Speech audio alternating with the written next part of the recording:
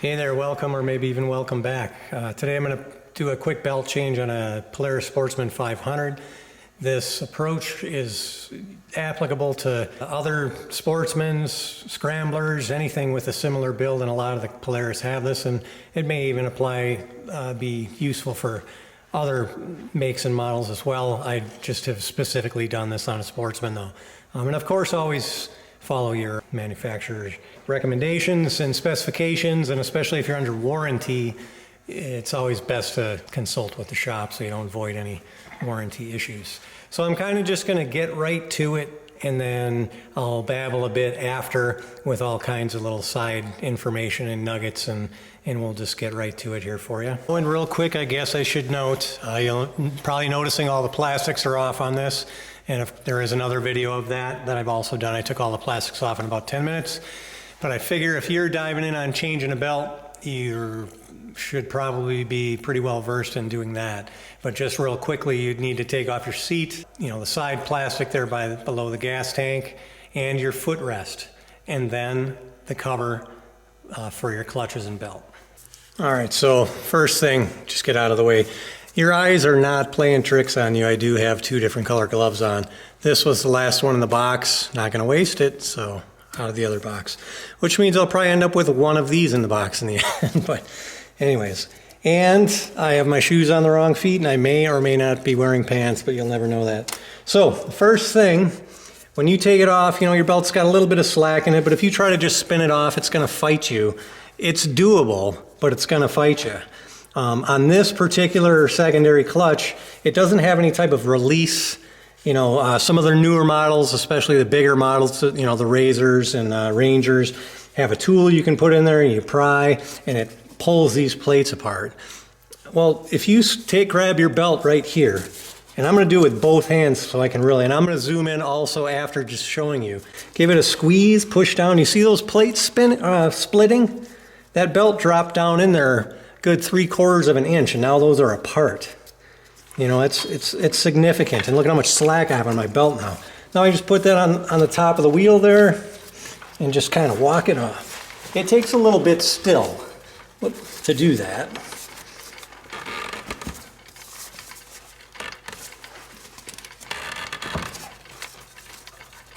And those plates relax pretty quick too. I've actually already got it enough. I'm trying to spin it off and force it, but you can just at that point kind of pull it over the top. It's loose, it's off, and off your primary clutch. So again, it's just, you see those plates have closed again. You see how high that belt sits up in there? Before I put the new one on, I'm going to do that again with the new one. So, new belt. I'm putting it as most people will recommend. So the writing, you can read it by looking at it here. You see the writing that way. Most belts are they're not directional, and the main thing is that you put it on the same way you took it off if you're going to put the same old belt back on, because you don't want it to spin in one direction and then you switch it out and put it back on, I guess what you could call backwards. It's just not as good for the longevity of the belt. So now I'm going to give this a squeeze again, and you see that those plates spreading apart. It's not spreading as easy this way as it did with them the other way, but I'm trying to get them to spread a little bit because it'll make it easier to get this belt back on. And they don't stay spread very long, so I did that a bit. It's a little below. I'm not getting them as open as I did before. In fact, they're just slammed shut there again, but I am going to show you something else. Again, making sure the reading is correct. I had in the past and watched many others try to kind of get this started in the top and seated properly, and then force it on. I've found that if I kind of turn it a little bit and then start cranking on it a bit, and you got to work bottom down. Like all the other techniques, it's a little bit of a wrestling match to get it on. There just doesn't seem to be a way around that, but getting these plates apart, and again, putting the new belt in and squeezing it, but be careful not to fold the end like that or squeeze the end too much. I'm squeezing up here further on the belt when I did that, and then just kind of working it around You got to go on the bottom and work it a little bit and spin it, and there it is, it's on. And you'll notice my plates that the belt is seated down in there a bit. Once you actually get it in and on, and it's, you know, where it needs to be, spin this 1, 2, 3, 4, 5 times roughly, and that tightens the secondary clutch back up and then puts tension back on this. And then at that point, you're just going to want to start it up and make sure that everything's riding okay. And I'm going to do that real quick.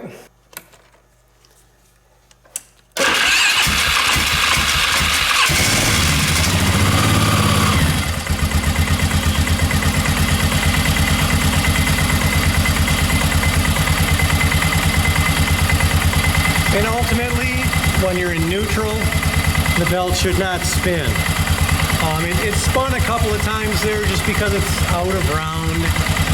You know, it was being held in the factory cardboard in kind of an oval shape, and it grabbed a couple of times when the primary clutch spun.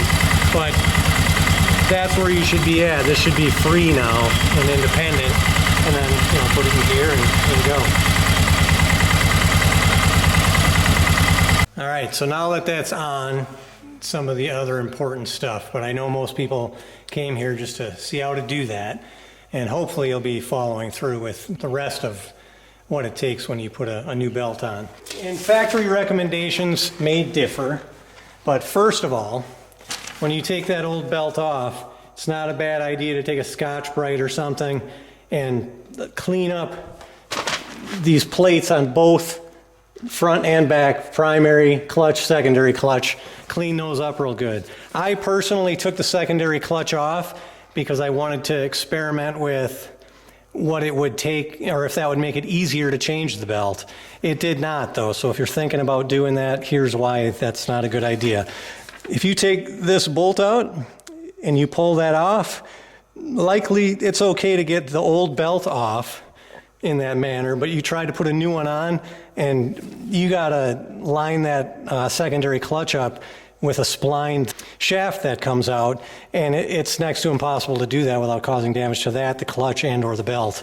So that's not a thing. So, but while I had it off, I took it apart, blew it out with compressed air, and certainly if you've had a belt break, you want to make sure you clean everything really good, make sure there's no chunks of rubber, strings from the belt, anything that doesn't belong in there. You want to blow out your primary with compressed air, secondary, clean out the cover real good, and you know, that and the cover itself. You know, just make sure it's nice and clean before you seal everything up. Speaking of sealing up, also check your seal all around there before putting your cover on. Now that you got your belt on, it's always important for the longevity of the belt anyways to do a break-in. And for this particular brand, this is a Gates G-Force, they recommend that you perform a heat cycle on it, which is drive the unit in two-wheel high for 20 minutes between 25 and 45 miles per hour, avoiding hard accelerations and hills. Flat terrain works best. After 20 minutes of driving, let the unit cool down for 30 minutes with the motor off. Then repeat the heat cycle for a second time. Let the belt cool down for 30 minutes, and you have a well broken in belt. And what you're really doing is you're allowing it to break in and wear itself, you know, to kind of match the angle of the belt and the angle of your clutch plates there. Sheaves, I guess, is the proper word. And, you know, the better they match, the better it's going to grab, better performance you're going to get, more longevity, all that. So, but if you're a guy that just likes to burn through belt, that's up to you. But if you want to increase your chances of it lasting longer, those are some ways you can do that. And again, that's for this belt. Other belts may have other recommendations, cautions, warnings, etc. Make sure you follow whatever brand belt's rules that they supply with their product. That's always important. So I've seen a couple different ways people will change a belt, and this has got to be the most common way. Well, what I just did here. Some ways people come at it. To do it this way may be harder, easier. I haven't found an easier way other than pinching that belt to open the secondary clutch. And like I said, some secondary clutches have release mechanisms on them that you can do that without having to squeeze the belt in there, but mine does not, and a lot of these models do not. You can also take off the primary clutch, but you don't need to. And if you're out on the trail and you bust a belt, you're not likely to do that. You're going to walk it over the secondary clutch like we just did here.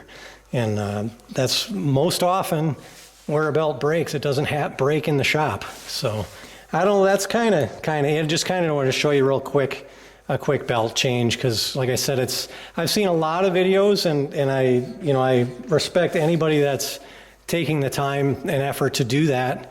But everybody without fail, including myself to some degree, struggles or wrestles that thing on there. And if you can get those plates relaxed, it makes it so much easier. You saw how easy it came off, or relatively easy. It still took a little bit. But if I spread those plates by pinching the belt, then there's more slack in the belt, and then I was able to kind of roll it over. And instead of rolling it off, you could just kind of pull it off the top. I initially tried to roll it off and said, what am I doing? I know better than that. And you just pull it off the top. And then just basically the reverse steps putting the new one back on. But you need to, it's a little harder to get those plates spread apart to put the belt on, because they relax very quickly. They got it on the primary clutch over the secondary clutch and rolled it, and then working it at the bottom at the same time that you're rolling it, and it pops right on. So there you go. Anyways, I'm sure there's a lot of stuff I didn't cover, but I just tried to ram a whole bunch of little nuggets in there at the end for you. And the primary thing, just demonstrating, showing the changing of the belt. That's the main reason most people are here, I'm sure. But of course, subscribe. The only people making money off of this stuff is YouTube at this point, and they show commercials, and that's how they make revenue. And after I get a certain number of subscribers, then maybe one day down the road in my retirement years, they might share some of that with me. I might get an extra $5 a month for supplement my retirement. That'd be fantastic. That'd be like a lunch once a month. So, do that. And if it doesn't cost you anything to subscribe, I understand there can be the annoyance of being notified, but you can turn notifications off, and then just next time you're on YouTube, if you're curious if I have anything else, check it out. And I have lots of other stuff too, a lot of things on this particular machine that I've done. There's playlists, and then I also have totally unrelated stuff, a lot of Alaska stuff, which is kind of what the intent of my primary content in the long run will be. And then I'm always going to be doing this stuff too, but I really enjoy doing that stuff as well. So you might look at the channel and say, man, this guy's all over the place. Yep, I am. So that's, I guess, what it is. So anyways, thanks for watching. Hope it was helpful. Make some comments in the bottom, or any feedback or additional input you may have. It's always appreciated by other viewers. If I missed something, or if you have a question, I can clarify something, or whatever. People always read those comments, and that can sometimes be as beneficial as watching the video in some cases. So anyways, thanks for watching, and we'll see you on the next one.